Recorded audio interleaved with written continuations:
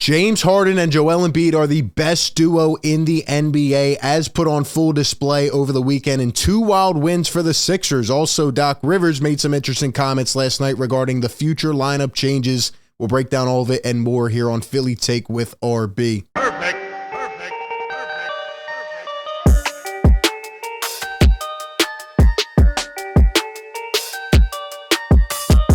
What is going on, everyone? RB here. Welcome into the show. As always, you know what to do. Hit that like button if you enjoy this content. Subscribe by hitting that red button down below. Hit that bell so you don't miss any of the upcoming coverage. We're breaking it down every single day for Sixers fans.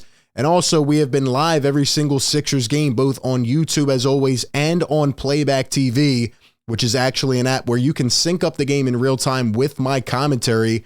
You know, we give you the live commentary, the live breakdown, live analysis, so be sure to check that out. It has been a lot of fun, but I have to tell you all, today I am almost exhausted, man. I mean, my voice is gone. The last two games, the last 2 days, Sixers starting off a West Coast trip, you know, in Utah and then in LA, winning both games on the road by 1 point, coming down to the last play. It has been a lot of fun, but man, what a weekend for the Sixers. They now sit at 27-16. After taking down the Lakers. We're going to talk about that game. We're going to review some film, break down some things I need to talk about.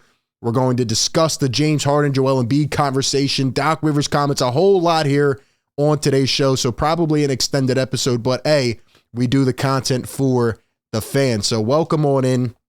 And we need to start off today with an official NBA report, because all day I've been seeing people talk about this last play, and they're saying, oh, Russell Westbrook got fouled. Well, let me tell you something right here. NBA Central puts it on Twitter. According to the official report, they say Russell Westbrook was not fouled by Joel Embiid on the final possession. Quote, Embiid slightly extends his arm before retracting it, and marginal arm contact occurs with Westbrook during the driving shot attempt. Really, what happened was, I am in disbelief, because Westbrook choked. That's what he did. He came down the floor. For some reason, Darvin Ham didn't call a timeout. Russell Westbrook didn't dish it off to LeBron, who was absolutely a freight train all night.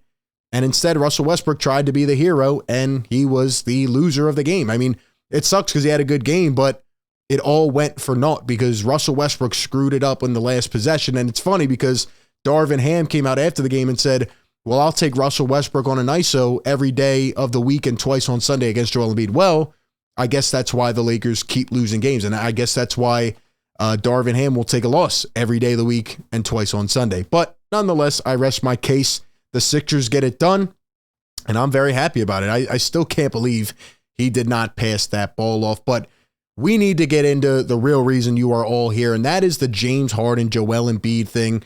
I haven't done a video, like this. We do a lot of news and rumors and debates and stuff. There's just so much jam-packed right now, and the season is a grind, so I haven't really had the chance to talk about just this team in general right now. And that's why I'm excited for this, because there is a lot to say about Harden and Embiid. I'm telling you, there's a discussion we need to have today, and we will go on here and discuss that. But some of the things I say might surprise people. Maybe not. Maybe you agree. Would love to know your thoughts down below. But before we get into all of the mix, shout out to the sponsor of today's show. Manscaped is a leading provider of below-the-waist men's grooming products.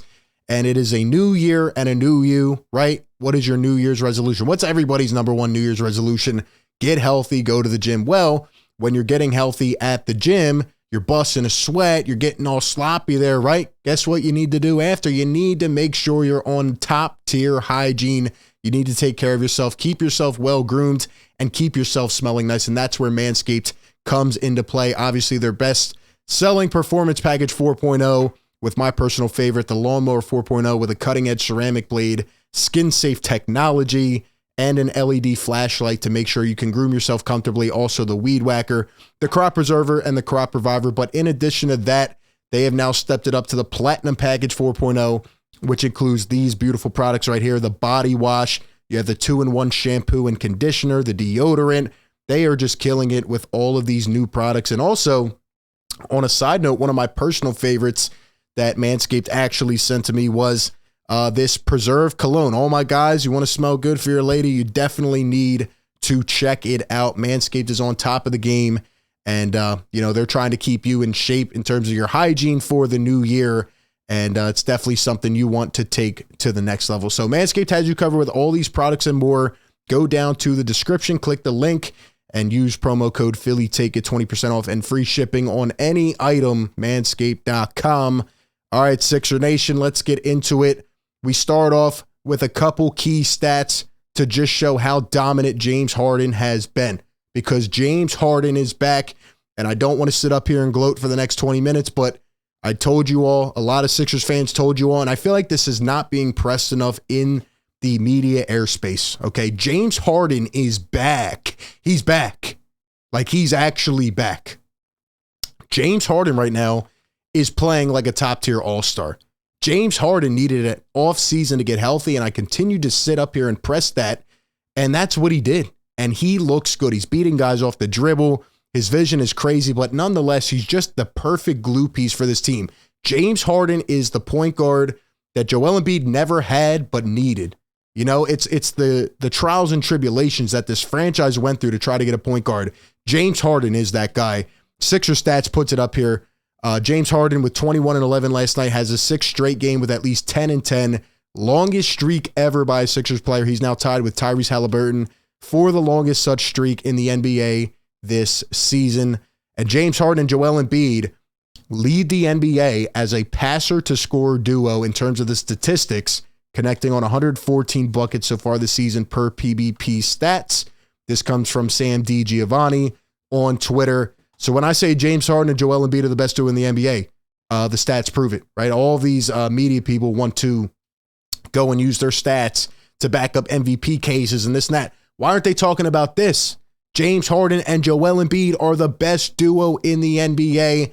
Like I said, it is the pairing that the Sixers fans always needed, and right now it has been absolutely lethal. And James Harden, according to Aiden Laporta here on Twitter, now has 100 career games with 30-plus points and 10-plus assists. He's the only player in NBA history to do this. This is why I knew James Harden was going to come back this season. He's motivated, obviously, as we've talked about millions of times. There's mutual benefit with the Sixers playing well, doing good, getting past that hump, but also James Harden betting on himself, wanting a longer contract. It just all made sense. But this Harden, this efficient Harden that we've been seeing is scary for the league. He can play till he's 40 if he's playing like this. I'm telling you right now. I mean, we're taking some of these little things for granted, but James Harden is just, I just can't believe what I'm seeing for a player in a Sixers uniform. I mean, these behind the back one bouncers that he does so naturally, the Sixers have never had a point guard like this. They have never had a guy able to do these things, and he's just seeing the entire floor. It has been absolutely beautiful. And how about Joel Embiid? Back-to-back nights, he hits a go-ahead bucket and game-sealing defense last night on the last possession against Russell Westbrook in an ISO situation. It's time to talk about his MVP case. They're not going to give it to him, but nonetheless, Embiid continues to get better, continues to improve, and I'm really happy with what I'm seeing, and I love how the identity of the team is coming together. That's the number one thing we've been talking about all season. We have finally established it. It is here, and we're going to break it down more. And to do so, I want to go back to this game last night. The Sixers beat the Lakers 113-112, and Joel Embiid, 35, Harden with 24. I mean, you can look at the stats, 11 rebounds for Embiid, 13 assists for Harden. It feels like Harden's averaging 15 assists per game, which is nuts, almost getting a triple-double every time out. But Embiid and Harden with 59 combined points last night. And the night before, by the way, back-to-back, not easy, tired, late, on the West Coast, time difference, all that stuff. And James Harden and Joel Embiid, the first game, 61 combined. Then you have contributions from Tyrese Maxey, who we're going to talk about more, 21 points against the Jazz. Maxey comes off the bench last night, 16 points. Tobias has been cold the last couple weeks. He steps up, gives you 15 last night. Melton has been cold. He needs to pick it up. Same with Tucker. But, I mean, it doesn't matter because this duo is so lethal. And I want to go and look at a couple plays because religiously I have sat here and I've said that if Joel Embiid and James Harden utilize the two-man game late in ball games, especially come playoff time, this team is going to be unstoppable.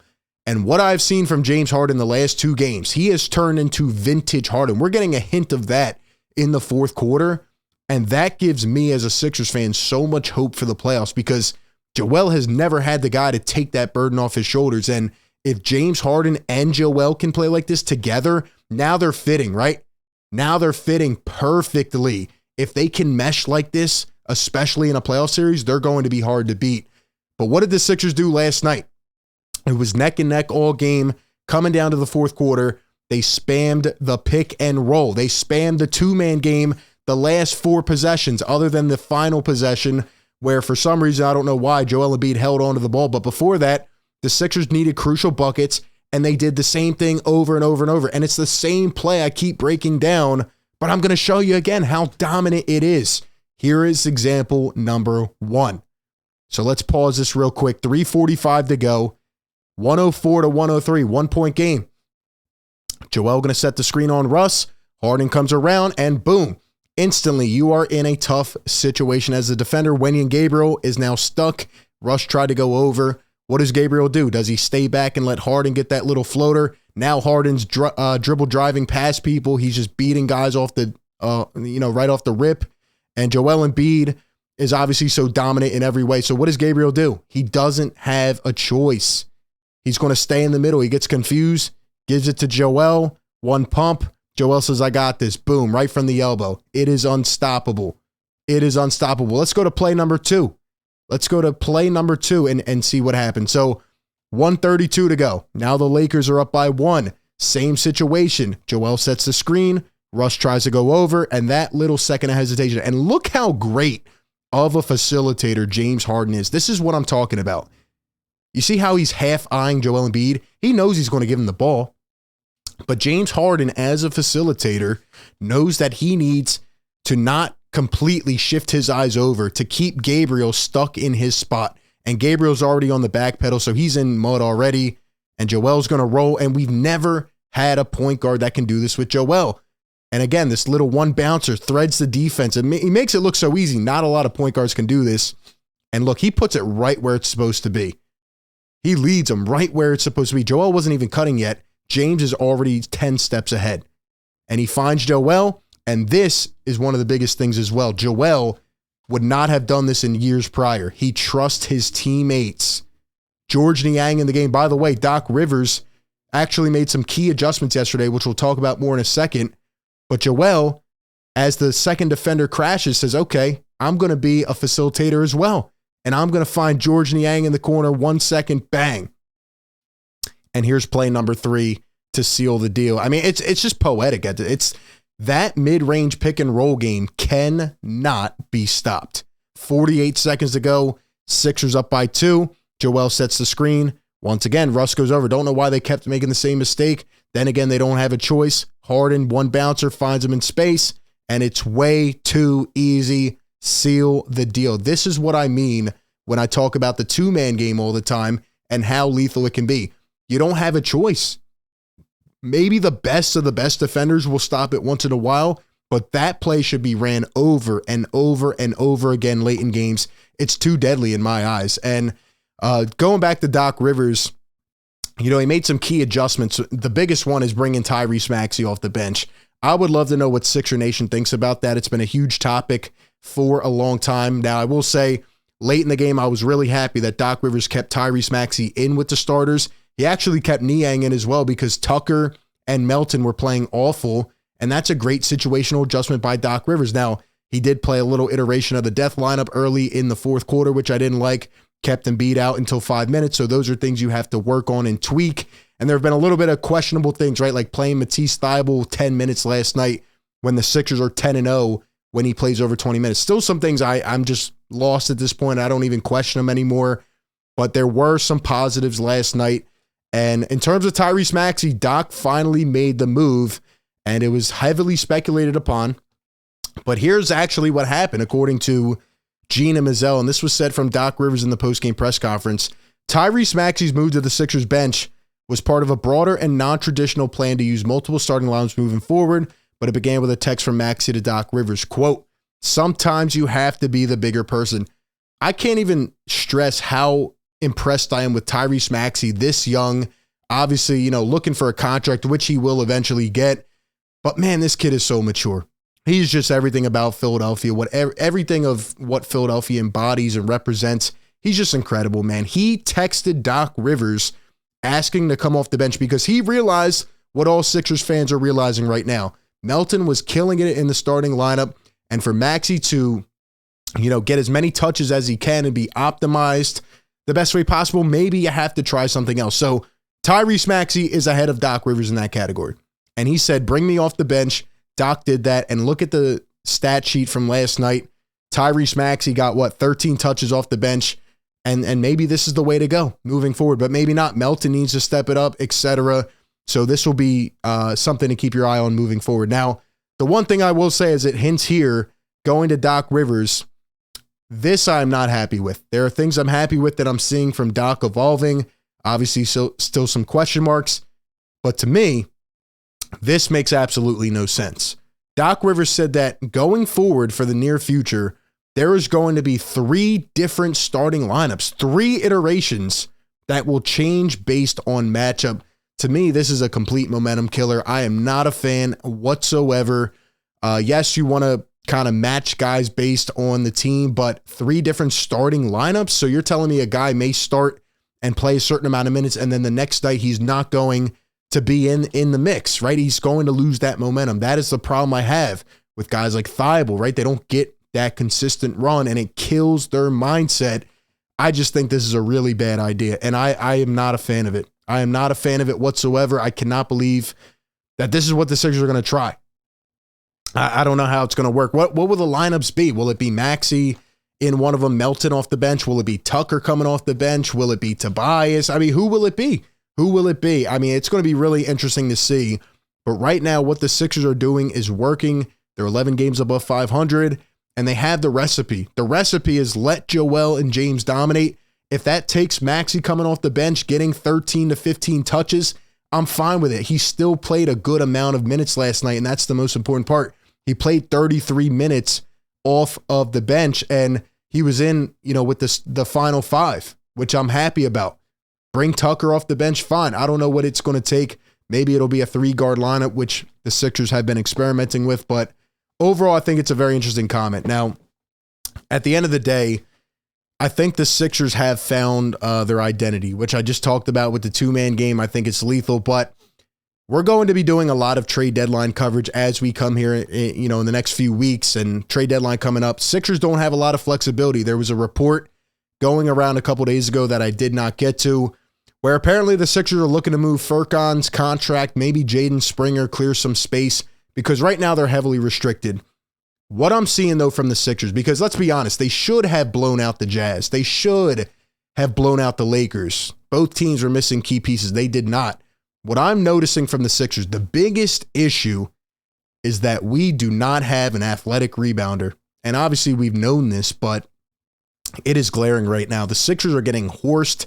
Seems like Joel Embiid, just is not into that part of the game. It just seems like nobody is making that, concerted effort to say, okay, I'm going to go out there and grab 12 boards tonight. And, you look at Tobias as a natural 4. He's not that guy. You look at other people, like the only guy I see that has that dog is Montrezl Harrell. You look at everybody else, I'm not seeing it. So whether you get a wing that can rebound or an athletic 4, but they have to be able to keep themselves on the floor shooting wise. I actually wish it could be Matisse Thybulle, but he just doesn't get enough minutes, which again is very perplexing to me. Paul Reed, yes, could be that guy. He could be that spark plug, but he can't shoot the ball. So, and Doc Rivers, kind of seems to be out on him. So I don't know. That's going to be the biggest area of concern for me. We will address it more in the coming weeks, but just wanted to put everything together because what a stretch it was for the Sixers. 2 big wins on the road. Most importantly, this team is learning how to win games, and I think that will serve well coming down at the end of the season, but they need to stay healthy. They need to continue on this stretch and continue to build on it. We'll see if they will. Appreciate everyone for tuning in. As always, be sure to hit that like button, comment down below all your thoughts, and subscribe. And with that being said, I will catch you all on the next one. Peace.